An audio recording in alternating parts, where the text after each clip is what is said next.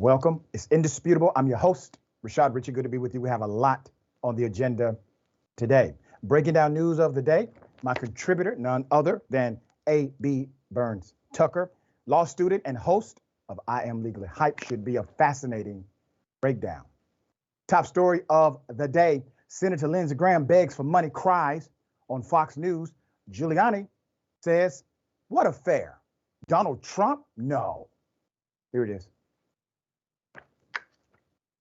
Do you believe that equal justice under the law and equal application of our laws is dead?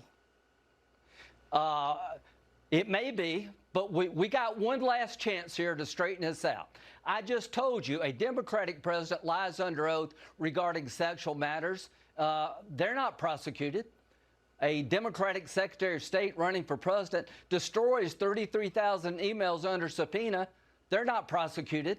This is selective prosecution. It's legal garbage in New York. It's politically motivated. And we do have one last chance to not become a banana republic.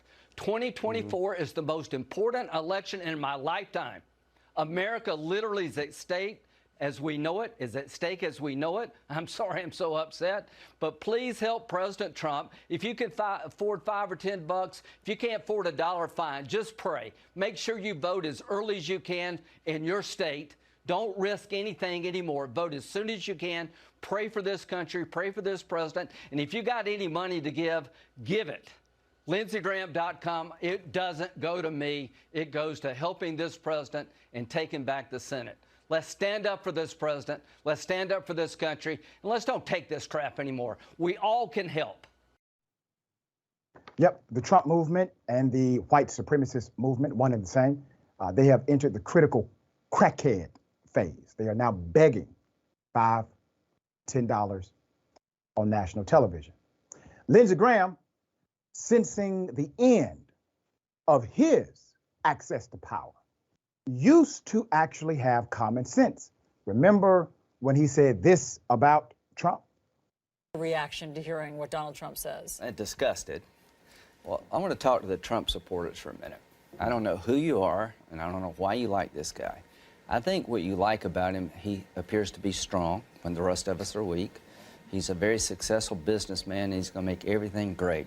He's going to take all the problems of the world and put them in a box and make your life better. That's what he's selling. Here's what you're buying. He's a race-baiting, xenophobic, religious bigot. He doesn't represent my party. He doesn't represent the values that the men and women who wear the uniform are fighting for. I've been in the Air Force for 33 years. I retired this June. He's the ISIL Man of the Year, by the way. He just got back from Iraq a week ago this Monday. I know. We interviewed you live from there. You were with Senator John McCain, and you were going into Iraq to get a status report. What were they saying there about all of this? The military leadership and the diplomatic corps. Now, we have young men and women in harm's way all over the world, particularly in the Mideast. They were concerned about this rhetoric because the enemy will use it against us. So what was a concern last week has to be DEFCON 4 this week. Because what Mr. Trump is doing, and I don't think he has a clue about anything, he's just trying to get his numbers up and get the biggest reaction he can.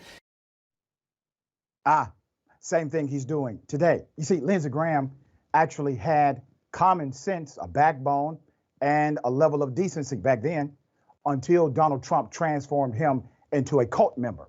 And now Lindsey Graham goes from saying things that actually made sense to begging for $5, $10. If you don't have it, send me your prayers on Fox News. It is interesting to see this chaos unfold.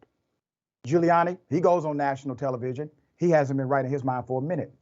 He is seemingly confused about the reality that Trump has already admitted that he did engage in an affair during interviews. But here it is. Why does Donald Trump keep denying that he had these affairs? He obviously had affairs with Stormy Daniels. I and don't Karen know that. McDougal. You don't. Oh, come on. Do you actually have a doubt in your mind? You don't know that. Oh, come on. You really doubt that happened? I don't convict people of things that I can't He's prove. not convicted. It's not a court of law. He's not going to jail. I'm just saying it's obvious that, of course, these things happen. That's why they were getting paid for their stories. If he is not telling the truth about that, that's not a crime. No. It's not a crime, but it's a Not a weird crime defense. at all. It's not under. It's not under oath. It's not. Perjury. I mean, Clinton committed perjury. I mean, Clinton committed perjury. Giuliani, I know you are no longer able to practice law, but you should at least have retained the knowledge. If Donald Trump did engage in an affair, that goes to motive. Motive to pay off the individual who is at the center of his indictment.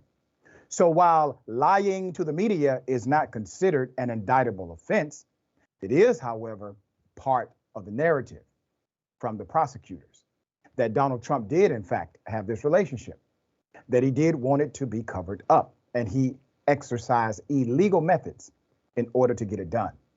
As you know, Donald Trump, being the first president in the history of our country who has been criminally indicted post-presidency, this is, yes, a slippery slope. We've been on a slippery slope since the day Trump got elected. Choose your poison. Either we have a democracy or we do not. Either former presidents are above the law or they are not. That is it. No other decision to make here. AB, thoughts? Quite frankly, I'm sick of it, okay? We now have defendant Trump, and that's just what it is. Coming from someone who has a brother who was wrongfully convicted and has gone through the criminal justice system, as someone who doesn't really advocate for someone to go to prison, it is what it is, bro. You broke the law at this point. So all this shucking and jiving on the news and making people feel bad for him and trying to play games with the legal system, I don't think that's cool. Lindsey Graham, he's so wishy-washy. He go whichever way the wind blows, and he been doing that since the beginning of time. So I don't understand why we're surprised. He always gonna make $1 out of 15 cents. So do your thing. The fact that these people have raised over $10 million now in campaign funds, but you can't even use use a GoFundMe for legal services, but you can raise money from the American people, and you are a criminal defendant. Go off. So if we're talking about the legal system being unjustly applied, I still believe, regardless of what the charges is, it's still being unjustly applied, because how are you running for president and getting the American people's money while we struggling with inflation, can't even afford eggs, but you're getting $10 million to run for president and you are a criminal defendant? There it is. All right, we will continue to follow developments as they come, more breakdowns and the like.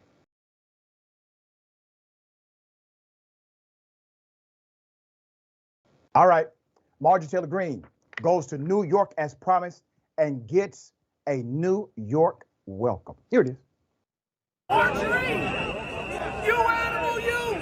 Go back to the farm, you animal! They're looking for you at the sanctuary! You filthy animal! You QAnon lunatic! Hit her with the space lasers! Blast her with the space lasers! Get the out of New York, you racist, sick, filthy, infected animal! Do your freaking job, Marjorie Taylor Greene. You don't need to be in New York City talking that nonsense. Go back to your district. You're not. What are you doing here?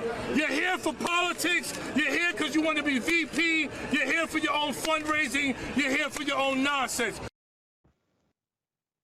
Commentators, congresspeople, and activists all had the same energy. What in the hell are you doing here? Now, Marjorie Taylor Greene, being, the badass that she is, she went back to the comfort of a vehicle to do an interview. Here's part of it. Jesus was arrested and murdered by the Roman government. There have been many people throughout history that have been arrested and persecuted by radical, corrupt governments. And it's beginning today in New York City. And I just can't believe it's happening, but I'll always support him. He's done nothing wrong. He's done everything right. What human being has done nothing wrong? What human being has ever done everything right? You see, this is the language of those who have become affixed to the occult. This is cultic behavior. Marjorie Taylor Greene completely makes the comparison that Donald Trump is the new Jesus Christ. Now, here's the thing. Ironically, many people have been worshiping a fictional Jesus anyway. But this is not a stretch for them.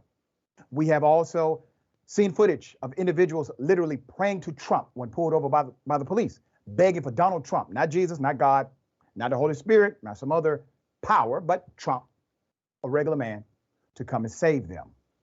Marjorie Taylor Greene is running for vice president. That's what she's doing, as she is showing her soon-to-be master, Donald Trump, that she is going to do anything, including, if she's VP, she would in fact violate the Constitution, violate the rule of law, not certify any victory that an opponent may win over them.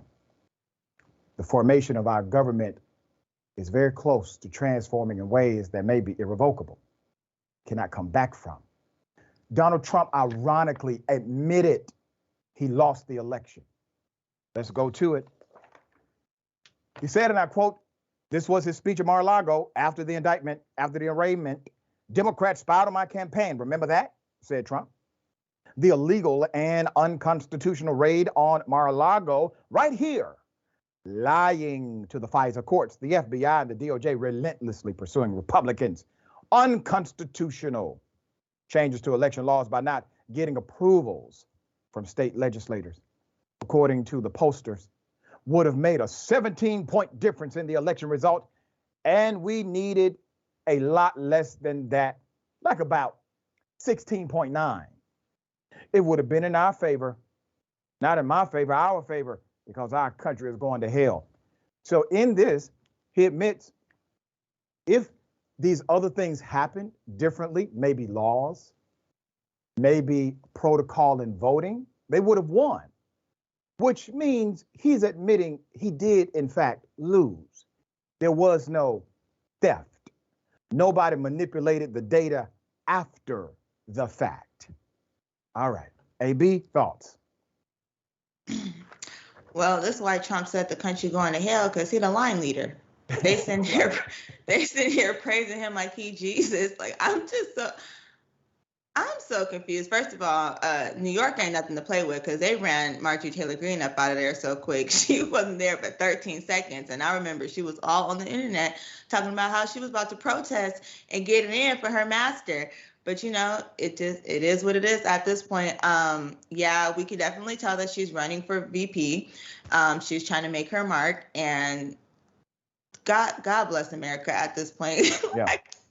And listen, she's the front runner. Let's be clear. Donald Trump is seriously considering her for one reason alone, because she's a willing cult participant. That is it. Nothing else. He will now, if he ever gets power again, he will not make the mistakes he made before by appointing individuals whom he feels may not do everything he says.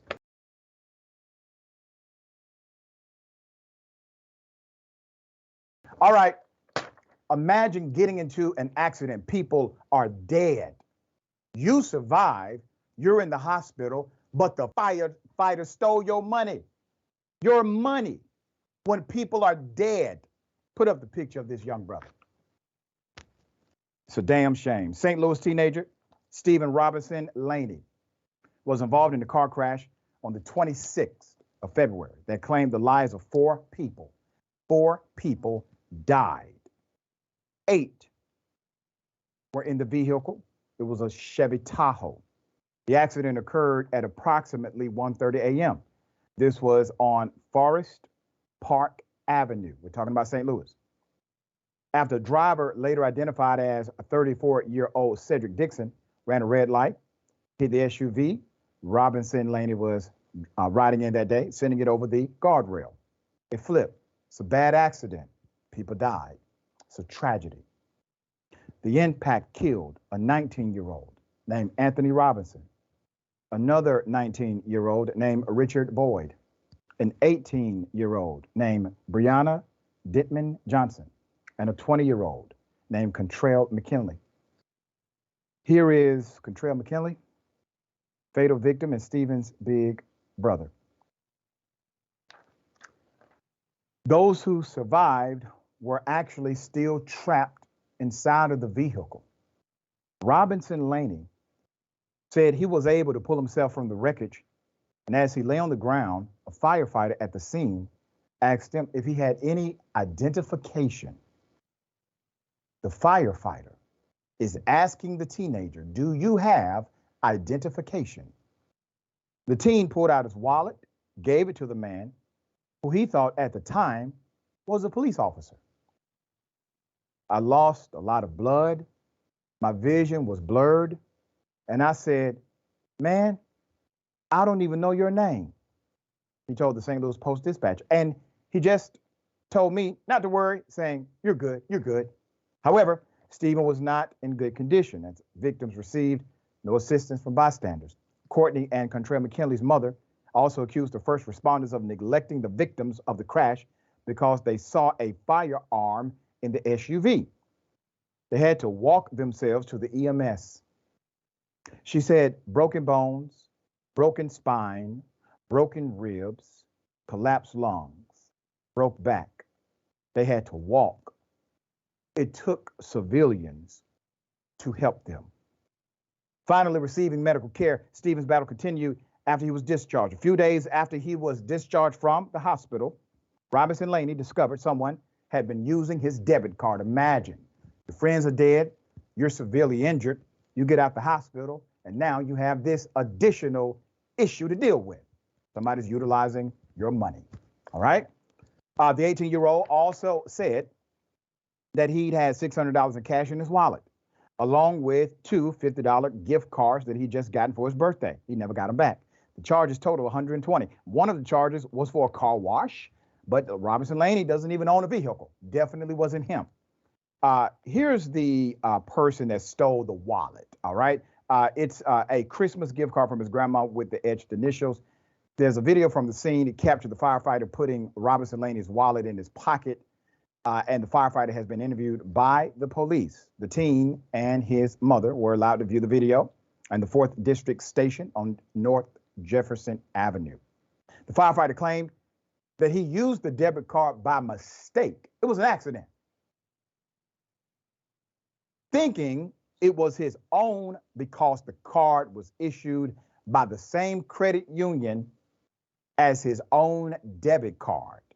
That's the excuse the firefighter is using. After his mother, Ms. Robinson, viewed the video of her son's money being stolen, she received a bill from the fire department for the ambulance ride.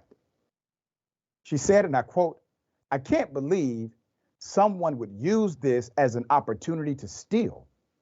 That's just horrible," she added. "I just want justice for my son." The investigation is ongoing. We do not have a report of arrests being made, but you have to think about this. Literally, they are able to see the money being stolen. Now, does this mean the firefighter who did it, there is no, once again, not allegedly, firefighter admitted, "I got the card, it was by accident," is his defense. This was so insane. You have to imagine this has been done before by the individual who did it. Who would think to walk up to a person bleeding, barely able to talk, to say, "Give me your wallet," knowing the person is discombobulated, confused? Has this firefighter done it before? All right. Okay. AB, insanity here. Thoughts? Absolutely. So first thing I thought when you said that is he had to have done this before, because as a firefighter, your first thought wasn't to render aid to individuals who you saw were suffering and had just been involved in a car crash. But your first thought was to ask someone for their identification. And you know that that person is in distress. They're not thinking straight, right? Like they're not even thinking about who they are, what their name is. They just want help. If this little boy wasn't Black, I do not think the situation would have went down like that. You knew exactly how you could manipulate this young kid, and you took advantage of that. In addition to that, I don't understand why the firefighter is not in handcuffs, and I hope he is no longer at his job, because you admitted to the crime. Regardless of you saying it was an accident, how did you get access to this boy's money? You had to use a PIN code or bypass a PIN code of some sort in order to use this boy's money and to use his card. So you knew exactly what you were doing. At the end of the day, you shouldn't have had his wallet in your pocket in the first place. So that is theft, and you should be prosecuted for that. Yeah, because anybody else would easily. All right. And it's not just the card being used. He had cash money and gift cards taken from the scene as well. How do you explain that, Mr. Firefighter? All right, we got more on the other side. It's indisputable. Stick and stay.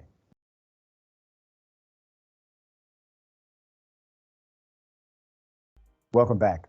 Got a lot of show left. Let me read some of these amazing comments. Before I do that, let's be reminded the big home of Gerald Jackson. All right, Gerald Jackson, after you watch Unbossed with Nina Turner, need to make sure you stay tuned for the watch list. Gerald Jackson shares his take on stories you've got to pay attention to. News, politics, culture, current events, sports, and more. Subscribe to the watch list. Watch live daily, 5 p.m. Eastern time, 2 p.m. Pacific time. YouTube.com/watchlist_TYT. All right, we got a lot. Mickey C, the Silverhead Dragon, says, poor Lindsey lost his crutch when John McCain died. He had to find another ass to attach his lips to so he remained relevant. like a remora with a shark without, can I say that, sucking until first McCain, then Trump, Lindsey disappears into a cloud of smoke. Got a great imagination, too. I appreciate that. All right. Wolf Dragon, Donna. How did the boy's credit card jump out of his wallet and into the firefighter's wallet? Accident my ass. Then again, if he repeats it was an accident enough times, maybe I'll believe him. All right. Moon Dragon, thank you so much, Moon Dragon. The new series by Lindsey Graham, Grifty Grams. And Coos. Thank you so much. So a rich white guy suddenly thinks the legal system is unfair. Do I have that right? All right. Got something for you. Ladies and gentlemen, I wish a Karen would. You want to call the police on them for having a barbecue on a Sunday. I feel free! Back off! I'm going to tell them there's an African-American man threatening my life. Hey everyone, so we're out here in front of the courthouse, peacefully protesting. Wait, no, here, hold this. And... oh my God, what is she? No! You can't do that! See, now you're gonna go ahead and hurt yourself. Get off of there. You're on the wrong side. Whoa! You're making other people fall. This is crazy. Ma'am, you need to go back to your side. You need to go back to your side. Listen, look at that dye job. Go get it. Go get your hair fixed, girl. Go get your hair fixed. I have COVID. I don't care. I have COVID. Oh my God. You're on the wrong side. Listen, Fiona, Shrek is on the other side. Shrek is on the other side. Girl, I'm gonna tear you up. Stop it. I'm not Jewish, bitch. I'm from New York. What's good is that you need to go read a book, girl.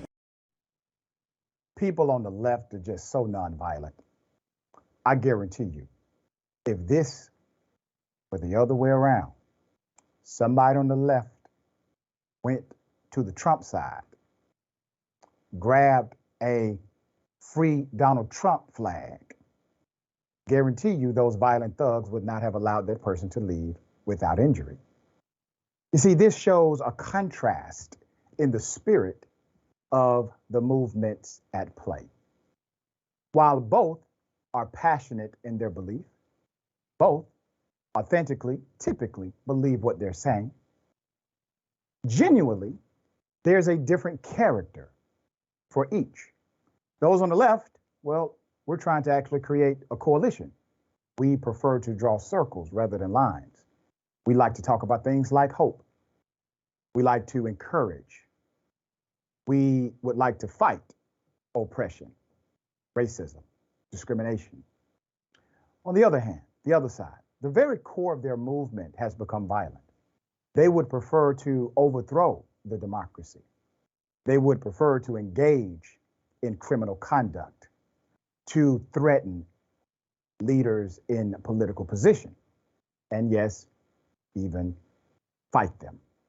All right, AB, Karen finds her way to the other side of the protest. And let me say this for context. Literally, there were two places where people could protest, and it was all free. Everybody could protest on their own side with no clashing. She decided to break that courtesy and do what she did. Go ahead. I mean, why would we expect them to stay within bounds? They have already showed us that they don't care, right? That whatever, this land is their land and our land is their land, and they're going to do what they want to do at the end of the day. New Yorkers don't play, though, because first of all, it was the commentary for me. I can't even get past that. Yeah. Listening to the commentary, it was like this was just a bad situation all the way around. But this just goes to show, I mean, look, she's by herself. So that's one thing to show, right, where the media or where Trump was expecting everybody and their mama to come out and support him and protest, you know, as he was doing his little 10-second perp walk. And she's alone in this and going to the other side, right? And y'all, it clearly shows that you had so much non-action on your side of the street that you had to go to the other side of the street just to start something, to get the cameras to move. So it can seem like Trump is getting the support, defendant Trump is getting the support that he desires. And so these are the type of people who defendant Trump is representing and who he speaks to. And these are his followers. And so we saw them do what they're going to do. And here we are, America. Yep, here it is. All right, I got something for you. Double dose. You want to call the police on them for having a barbecue on a Sunday. I feel great! Back off! I'm going to tell them there's an African-American man threatening my life. Ready? Yeah.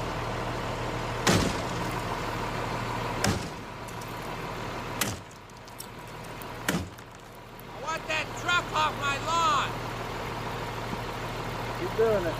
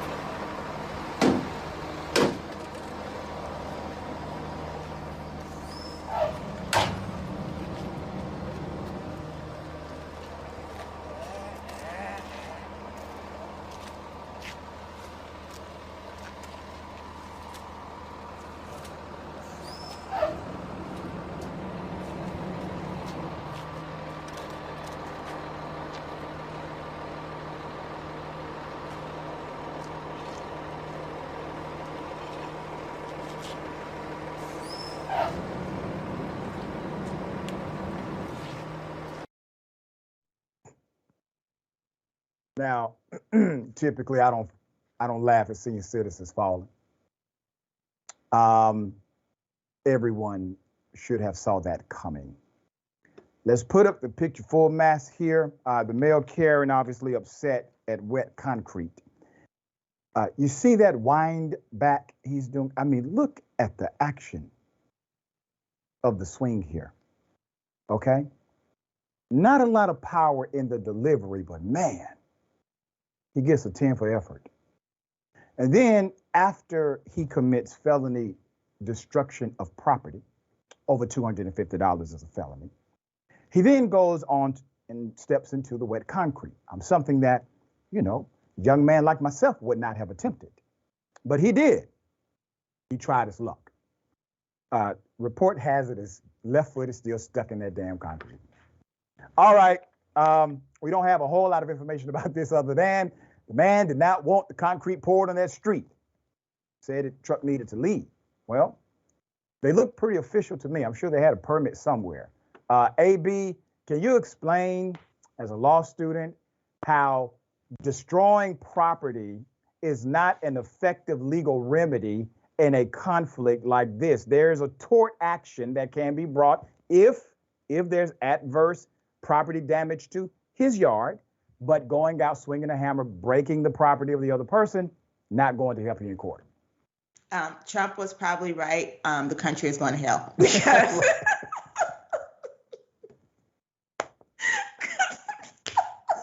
oh, this was priceless. All right.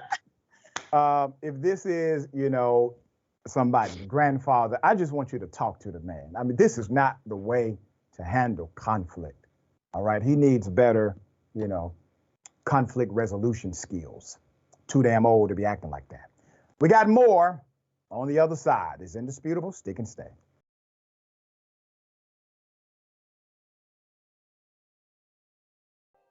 All right, welcome back. A lot of show left. Let me remind everyone, Unbossed with Nina Turner right after the show. Make sure you tune in, learn how you can take back control of democracy from corrupt forces in government and in the media. Find clips of Unbossed by scanning the QR code or going to youtube.com/Unbossed TYT. A lot of comments, can read as many as possible. Jess, Be Anti-Racist, says, Dr. Richey, this male Karen has spent a literal lifetime perfecting this level of stupidity. I guarantee you, you're right. Yeah. Mickey C. the Silver Dragon. The only thing disappointing about the male Karen is that he didn't fall face first into the wet concrete.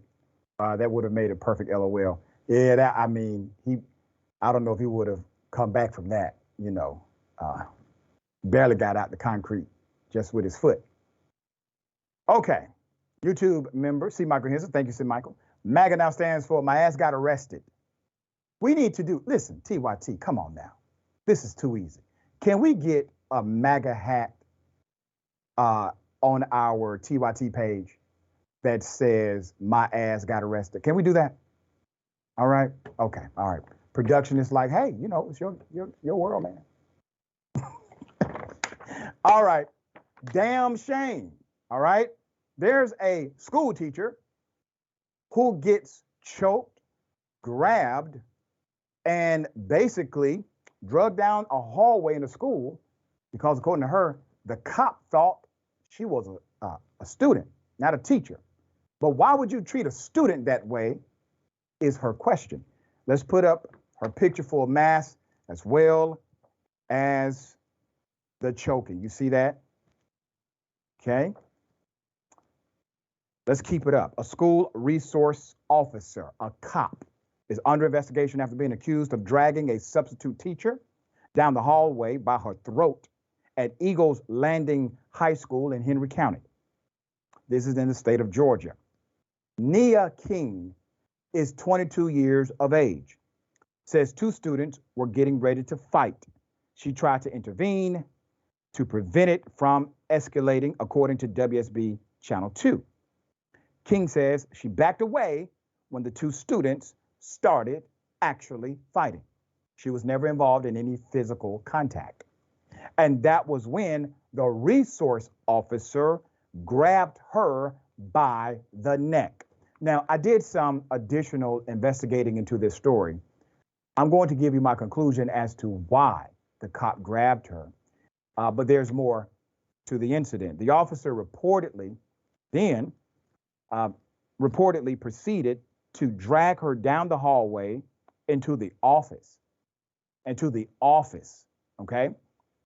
The incident was caught on camera by students recording the fight.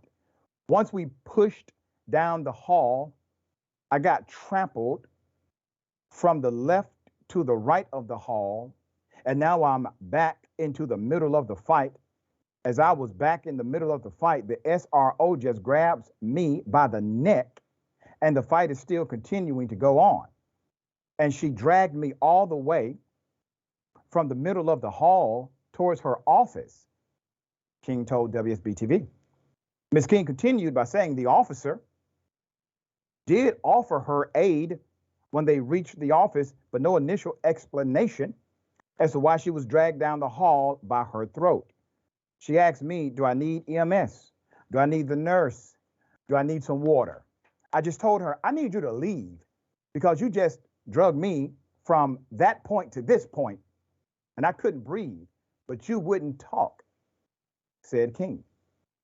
She stepped out, and then she came back in and told me, oh, I was trying to save you. I was trying to save you because they said you got hit. Now, let me say this. So understand the scene so far. Cop comes in, misreads the situation, grabs a school teacher thinking it's a student, chokes the student against policy, protocol, and training, grabs the student, drags them down the hallway, proceeds to realize, well, damn, this is a school teacher.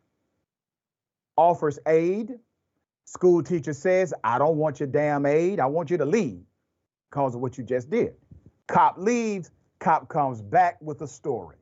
Oh, that I was trying to save you. You see, they told me you got hit. That's what it was. There's more. The officer's hand was around her neck. And this is what was in the footage that we saw. Is that a position of somebody being saved? Asked King's father. While demonstrating a chokehold, King added that she has been a substitute teacher at the school for nearly every day since September, meaning people know her, all right? She also said that she has been mistaken for a student before, but had met the officer involved several times. We are still in the process right now of gathering information and reviewing to make sure the investigation is done. We are working in conjunction with the school, said the Henry County Police Captain, Randy Lee. All right. Lee also said, it was transparent. He said that their training does not teach chokeholds or neck restraints, but they do apply those tactics if deadly force is justified or warranted. No student, teacher, or anybody should be treated like that, said King. There is a pending investigation into this matter. No further information is available at this time, said the Henry County School System. They emailed that to WSB-TV. Good reporting by Channel 2. Okay, so let's be very clear. The officer likely believed this was a student, possibly even a student who was a catalyst to the fight.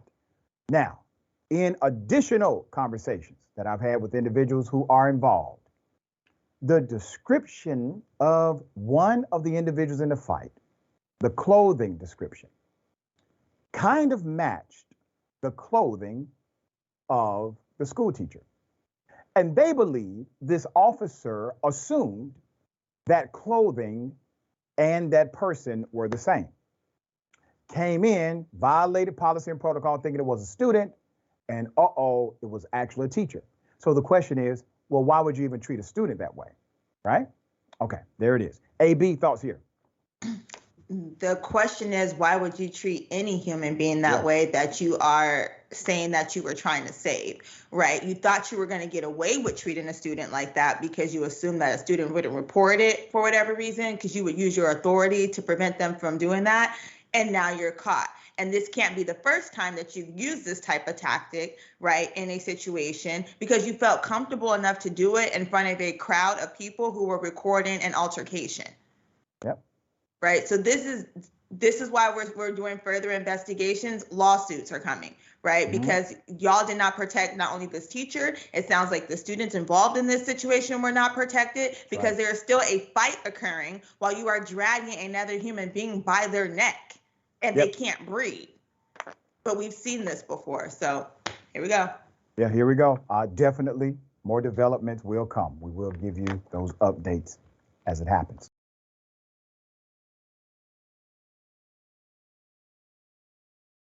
$137 million racism settlement against Tesla. Employee gets the settlement. It gets knocked down to $3 million. I will explain how this injustice happened. Let's put up his picture full mass.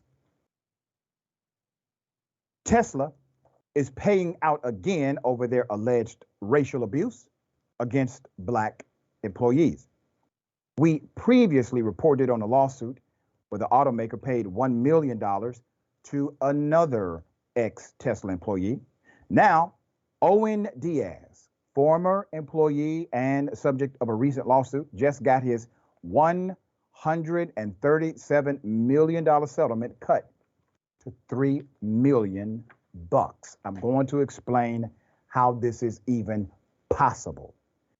It was just 18 months ago that former Tesla worker, Owen Diaz, won a massive $137 million verdict after a jury found that he had endured a brutal racist work environment at the company. Brutal is what they discovered. Months later, a judge decided to reduce the payout to $15 million. Okay, that's your first reduction. Diaz opted to reject that sum and the case was retried this year.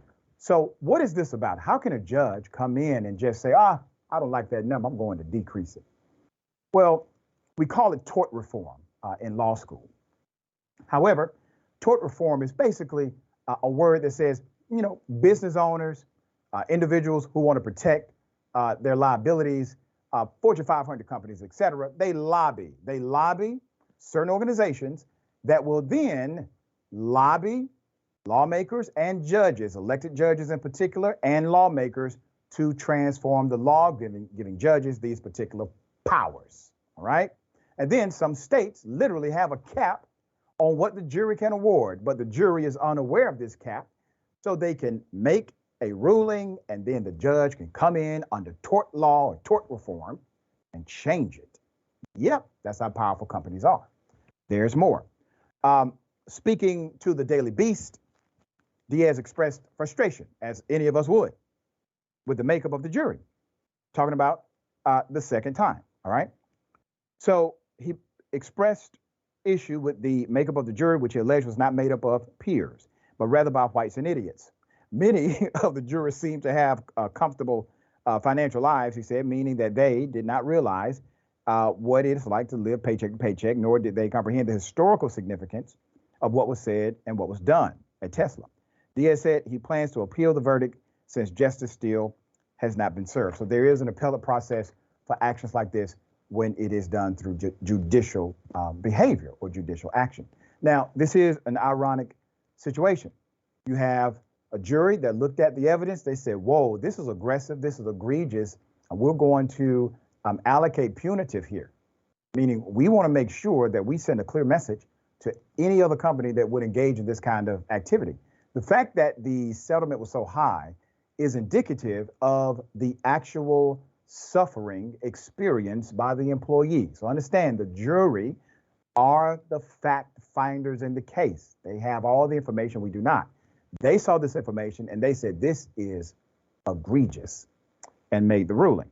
Diaz has no regrets in rejecting the original $15 million proposal by the judge because he didn't believe that figure would have forced the company to make any meaningful changes.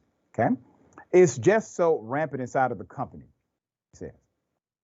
It's to the point where it just has to stop, he alleged.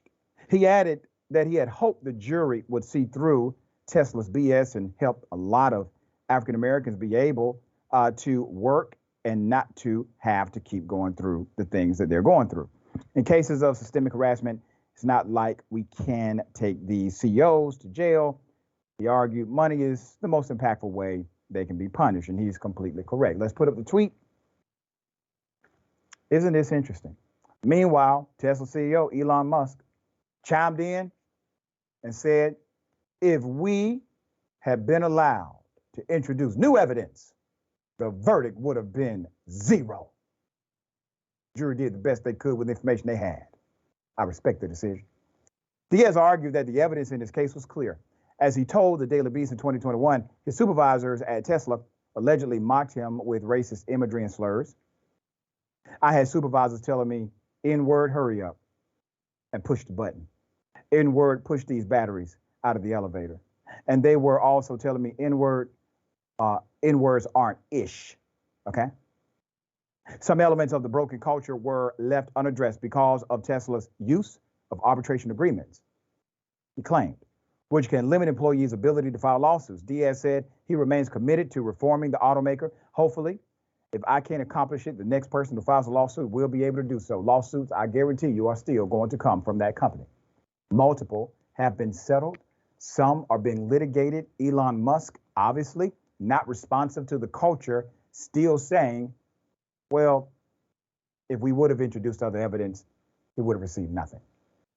I'm glad this is actually under appeal because I think the appeal is going to bring out some more, not only coverage of what's happening, but other people who are going to stand up from that company. AB, thoughts? So first and foremost, it's unfortunate that y'all's South African CEO is more concerned about the jury verdict, right, being what it is, as opposed to the fact that there's a culture of racism in his company. So let's start there. Mr., free speech and constitutional thumping, so and so on Twitter. So let's start with that piece. The second part I want to say is that Mr. Diaz is absolutely right in that we go for punitive damages for these corporations because it is almost the only way for them to be punished, because they aren't actual people, or you can't take the actual people to jail, right? So we punish the corporation by making them pay. And so I do think a settlement, some people will be like, oh, you're just trying to get a bunch of money. But I think the settlement is more than about the money, and to say stop the culture at the end of the day, or it's going to cost you in your pockets. And one thing successful rich people don't like is for you to play with their pockets, right? And then the other issue I want to address is this issue of a jury of our peers. This is such a vague term that we don't understand. What does it mean to have a jury of your peers? And we see this challenge every time, especially when Black people are there trying to get justice. The jury makeup is never conducive, right, to that particular person's situation. And so we need to do better in legislating on what, like, changing the tone and the language of what a jury of your peers look like, because this is just unfair. And this is how you prevent justice from happening.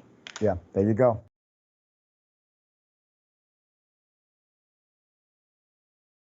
All right, welcome back. Always good to be with you. Listen, you can become a member. All right, you can become a member right here, indisputable. All right, you can support channel membership, available. It's easy. All you have to do is click the join button on the YouTube channel. There are 3 levels to choose from, starting at $4.99. This includes access to fun emojis. Depending on your membership level, exclusive, indisputable content. We're excited to grow our membership on YouTube and build the community.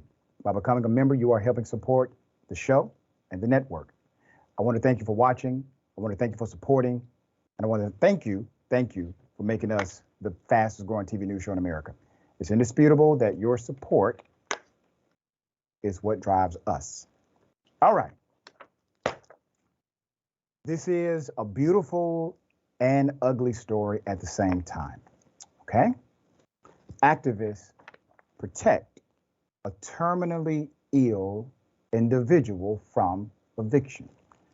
Now, what you are going to hear will absolutely rock your conscience, because it shouldn't happen in a country with this much money.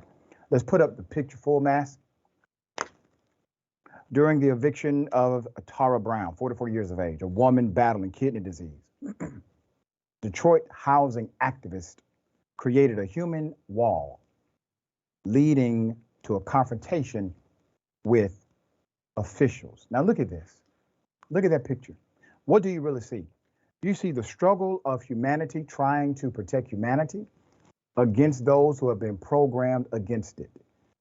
If I have a job, I'm working as an official of a government, I don't need a job so damn bad that I'm willing to evict someone with an illness that has become debilitating.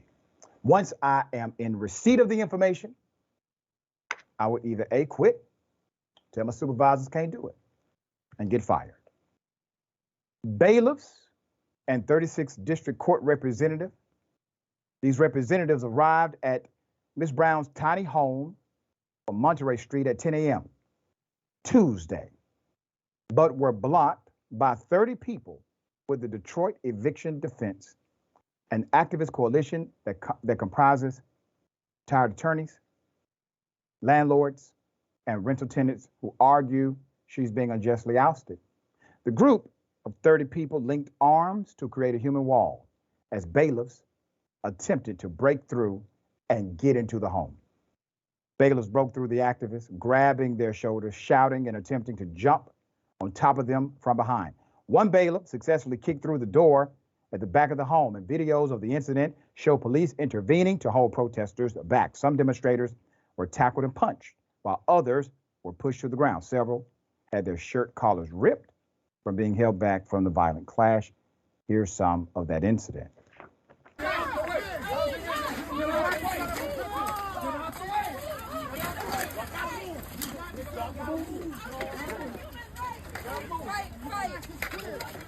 want to fight with us. Stop the getting out of pictures, y'all. Listen, hey, listen, stop. This is professional shit. Stop. Hey, the commander says stop. We're doing our job.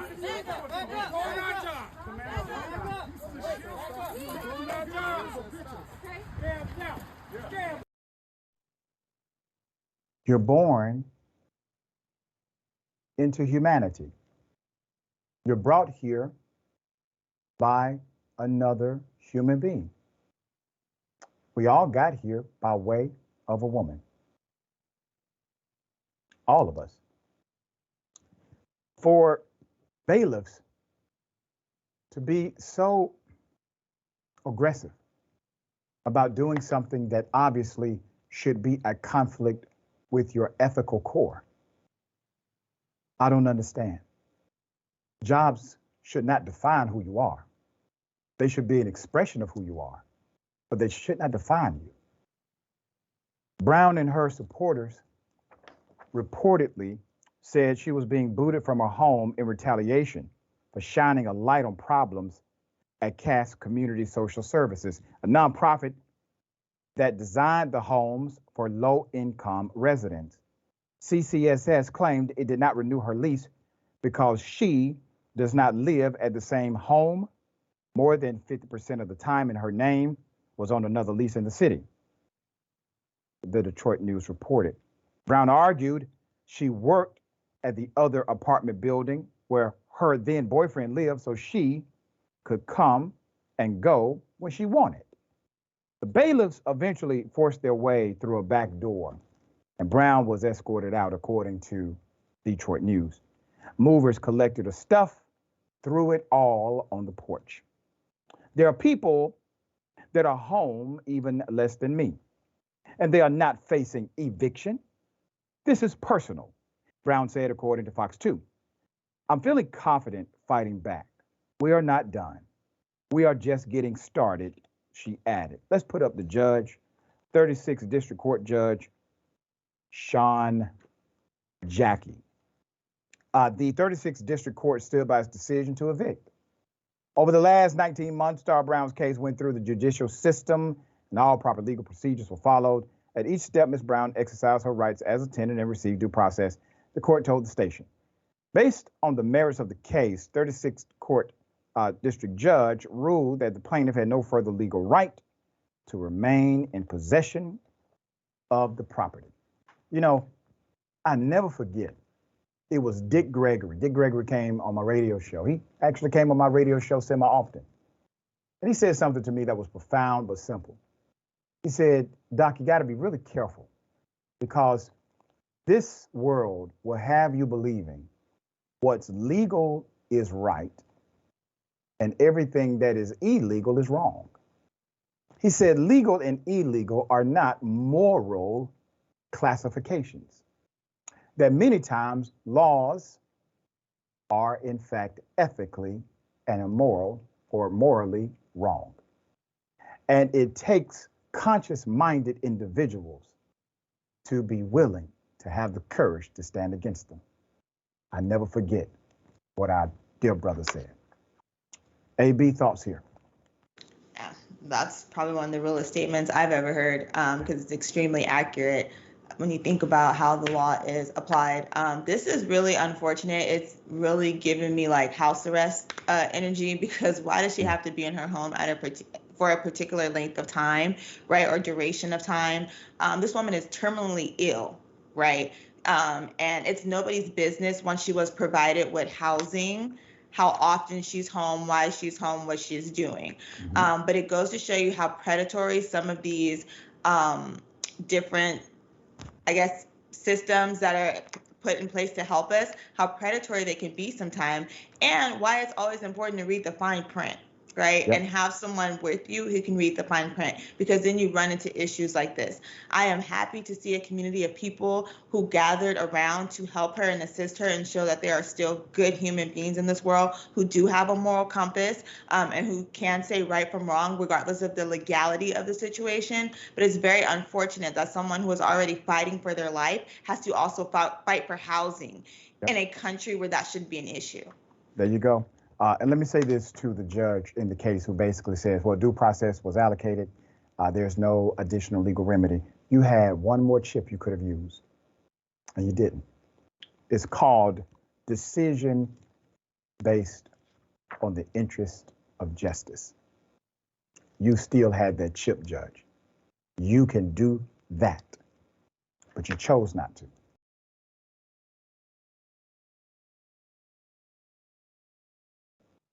All right. Another horrific story. Georgia city officials have a homeless shelter and an eviction. Multiple people, nowhere to stay. Put it up full mast. Refuge in Jesus Shelter is the name. It's a faith-based organization in Jasper County, Georgia.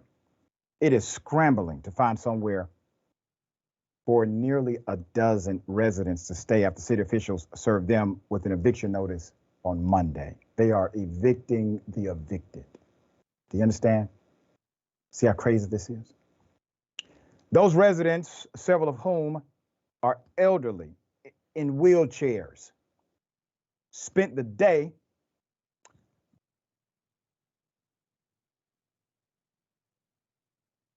trying to salvage what they could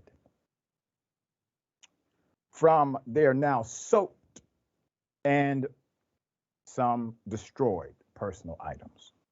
Their stuff was tossed on the street by the Pickens County Sheriff's deputies on Monday morning. City leaders told Fox 5 the eviction was the result of life safety code violations. In Jasper, some of the city's neediest residents say they were forced to stand out in the cold, rainy conditions as they watched their belongings be put out. Let's go to one of the residents. Her name is Amy Gorley. Amy Gorley, president of Refuge in Jesus Shelter, says the residents called and said, they got us all outside and they're putting our stuff outside. She says the group was evicted after a months-long dispute with city leaders who claimed the building itself was in violation of a number of safety codes. Change the damn safety codes then. They finally succeeded today with a court order to throw us out instantly, she said. They came over and put everybody out. Gorley says it's especially heartbreaking because residents truly have no place to go. She tells Fox 5 she initially agreed to vacate the property by March 15th because they had found another building to lease. But Pickens County officials issued a stop work order and court injunction on the property. She says they cited a failure to comply with requirements from the fire marshal and the environmental health office. We needed showers put in, she said. We needed some updating as far as fire code. We needed another septic tank added to it. They were in the process of making those improvements when officials stopped by Pickens County and did what they did. Let's put up the picture of the sheriff. His name is Donald E. Craig. Now, Donald, I don't know why you got into this line of work to become a lawman. I assume you go to church. I assume you have parents that actually care for you. The individuals who are inside of a homeless shelter, they don't have some of the privileges that you have. They don't have some of the privileges that I have today. They are in a different circumstance than you. If you have it within your power to help, do so. Instead of acting in this way, it is obvious to me that this is a coordinated effort by the city, by the county, because they simply do not want the unsheltered community there. That is it. This community is part of you, Sheriff. This community is part of your charge to protect. This community is not separate from you. This community is a reflection of you. You are a reflection of it. Individuals are still individuals regardless of their address Stop judging people based on assets, stuff, status. Individuals should have the dignity of shelter. Evicting the evicted is one of the heartless things your office could have done. AB, thoughts? Yeah, so you would think as city officials that your job would be to help this community as opposed to put them out. I can't believe it. I can't believe that you would put people out on the street who already don't have a place to live. And like you said, change the codes. But if you can't change the codes, you would think as a person elected or a person who chose to go into service that your first job would be to serve the community and help the community, because regardless of what their financial status is, they are still community members. That's right. That you have been chosen or you chose to protect. Yeah. Yeah. Either A, change the codes, or B, help them get up to code. That's it. Help them get into compliance. All right. Ex-NFL player attacks his mother and the mother of his child. This is so sad. Put him up. According to the allegation, the former Jets first-round pick, Darren Lee, was arrested in Ohio on Monday. He's accused of beating his own mother and then the mother of his 2-year-old son. The irony is unbelievable as to why the mother was even there. According to Franklin County Sheriff's records, Lee is charged with 2 counts of misdemeanor assault, 2 counts of misdemeanor domestic violence. Lindsay McGlone, the mother of Lee's son, reportedly called police in Dublin, Ohio on Monday afternoon and said Lee was assaulting his mother, Candace Lee. After hearing Candace screaming upstairs, Lindsay reportedly told police she went up, saw Candace lying on her back with Mr. Lee over top of her with raised fist. Candace Lee reportedly told police that she came to the house because Lindsay said she did not feel safe in the home with Darren Lee. Candace said her son was lying on the floor in an upstairs bedroom and that he became incensed when she told him he had to leave the house, allegedly screaming at her, pushing her against the wall, throwing her to the ground, punching her in the face. She was transported to the hospital with head pain and swelling in one cheek. Lindsay also accused Lee of previous domestic violence incidents from last October, saying the ex-Jet became violent with her when he suspected her of cheating. Lindsay told police that Lee got on top of her in the bed, threatened her, that he would kill her and their child. She also claimed that he punched a pillow on the side of her and grabbed her throat. Lindsay told police that Lee threw her phone against the wall so hard that it bounced off, hit her in the head, and made her ear bleed. The former linebacker was also accused of grabbing Lindsay by the neck, swinging her to the ground. Lee reportedly told police that she struck him in the face during the October incident and denied having thrown an object at her or grabbing her neck. Police charged Lee in connection with the incident after they looked at photos from the injuries and the broken phone, and a diary entry from the day of the alleged altercation. For someone to engage in this level of violence against anyone inside of a home, obviously, this is not a sustainable situation. The person needs to be outside of that home, in jail, hopefully getting help to return back to society. But this has a different twist to it, AB. According to the mama, he jumped on his own mother in the process of jumping on someone else. And the reason the mother is there is because the mother of his child was in fear and wanted some stopgap. And listen, some people may say, well, why wouldn't you just leave? Why would you call the mother? Because you would assume the mother can have a level of control over her child, especially if they have a good relationship. So I'm sure that was part of the reasoning behind that call. But damn, AB, thoughts? Yeah, so first and foremost, we probably shouldn't make any type of assumptions when it comes to domestic violence victims, because you just never know what that situation entails and why the victim made the decision that they made. But in this case, we see that people who are violent domestically seem to recidivate more than other criminals, right? And so I think we should not just look at it as a crime, but look at it as what helps, like what services can we provide to help this population of people? Because why do you think that expressing yourself in this way is the appropriate manner to resolve a conflict? Yeah. Because that's what you have here.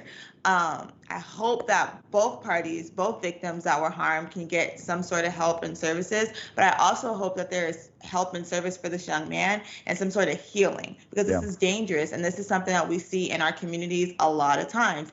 And we are seeing a lot of athletes be responsible for domestic violence and being in these domestic disputes. And so I don't know if it's the sports or if it's the injuries or what it is, but there definitely needs to be more investigation into why we continue to see this type of behavior from individuals who are participating in sports. Well said. All right, we got more on the other side. It's indisputable. Stick and stay.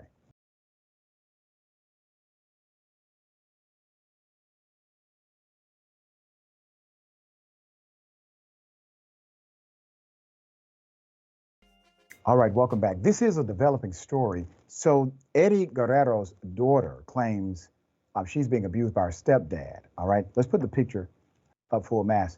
And I'm going to try to explain this as best as I can with the information we currently have. Sherilyn Guerrero, the daughter of wrestling manager Vicky Guerrero and the late great wrestler Eddie, posted a video on her TikTok account, okay?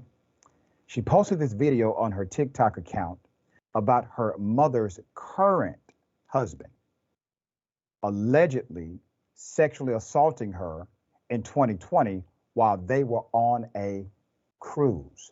All right, here's the video. My family is well known,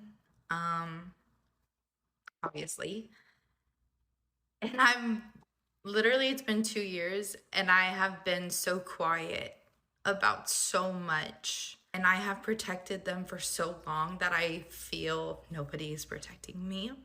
So come 2020, right before COVID, there was a cruise that my family had went on. And basically on this cruise, I got sexually assaulted. And the unfortunate part is that it was by my stepdad.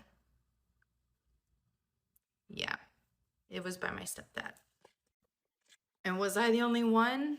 No, but that's not my business to put their story out there. I have told my mom how uncomfortable I am with him after it happened, and basically she was always telling me it was a mistake. It's not who he is.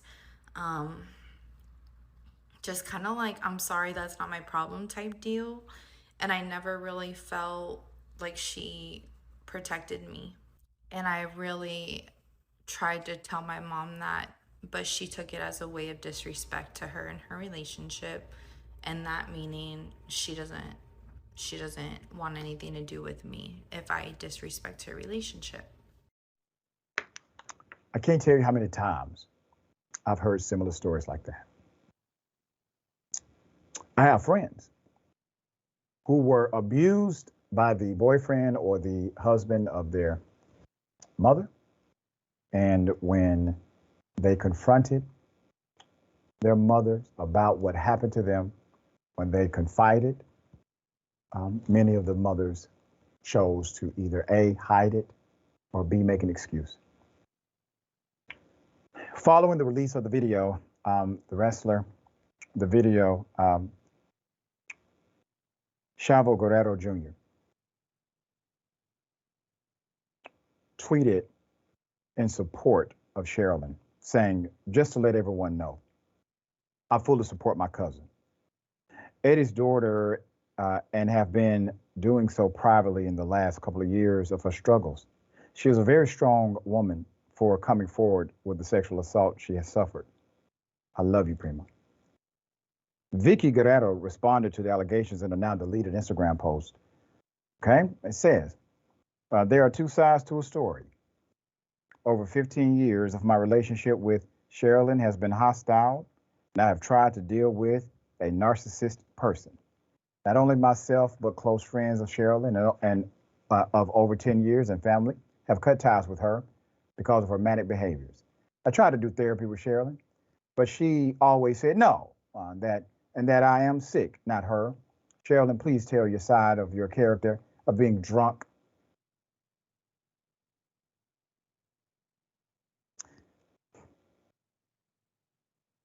Being drunk on a cruise.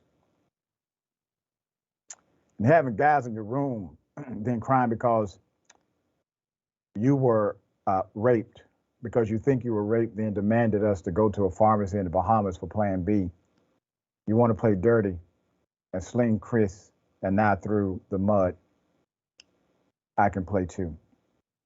She continued, this is the mama. Are you enjoying the car that Chris bought you since you wrecked yours? I am so done with you and tired of the years of your manipulation, lies, and disrespect. I kept quiet for years because you never seek therapy to learn how to have an adult conversation with me. It has always been your way or nothing at all. Okay, Sherilyn, not only will I see you in court, but you and I will no longer be related for the fans who feel entitled to come. You hear one side of a story and you feel entitled to comment on something you know nothing about. Despite her mother's statement, Sherilyn is asking commenters not to criticize her mother. She put a quote up, I don't want anyone to slander my mom as the situation speaks for itself, etc. I am so deeply saddened.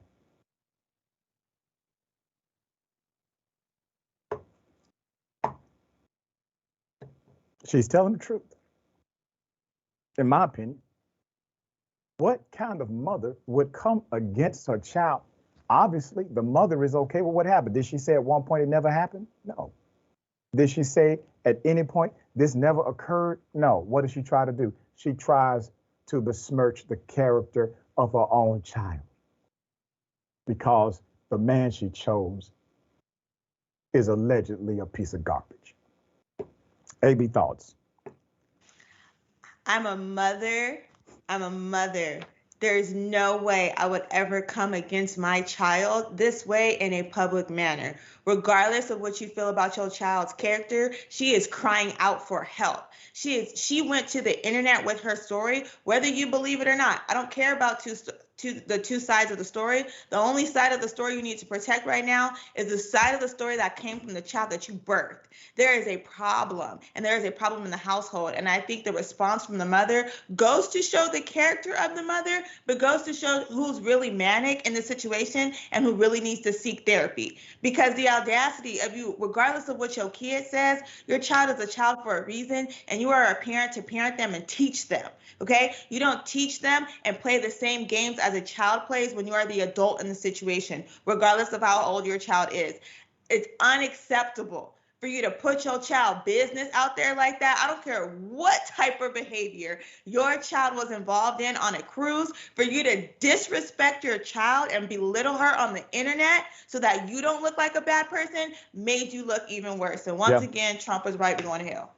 Yeah. There's nothing more to add. AB, we appreciate you always. Tell people how they can follow you, check out your great work. Thank you. You can follow me on I Am Legally Hype. I am on YouTube, Instagram, TikTok, and Twitter. Thank you so much for having me again, Dr. Richey. Always a pleasure. Remember, take care of yourself, take care of each other, take care of the planet. Remember, the truth is always indisputable.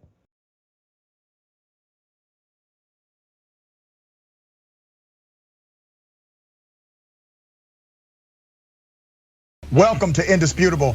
I'm your host, Dr. Rashad Richey. We got a lot happening today. But what do we do on this show? We tell the truth. You know why we tell the truth? Because the truth is simply indisputable. Rashad, great to be here. Congratulations on the new show. And I got to let everybody know that Rashad and I go way back. Here's the pattern that we see in all of these Karen stories. They think they own stuff they do not own. Now, where does that come from? I don't know. Maybe slavery. Maybe they think they should still own black people. This is what happens when Karens weaponize the police.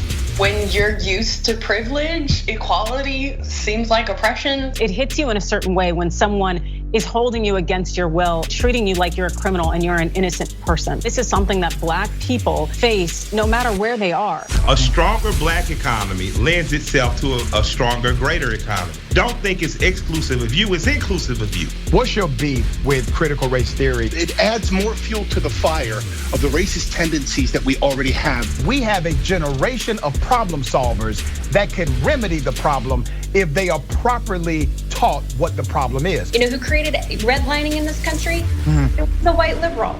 I don't give a damn who created it. If it's a racist policy, Shelley, here's what I don't know. I don't know. See, there you go filibustering, brother. You're scared of this truth, but you're gonna get it though.